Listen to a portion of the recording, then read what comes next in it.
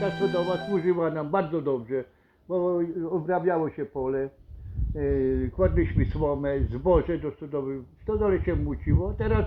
Teraz dzieciom oddałem działki, nie obrabia się już pola, bo jak u nas jest licha ziemia, słabo, nie trzyma się inwentarzu, no i stodoła do rozebrania, bo tylko jest już niepotrzebna do użytku.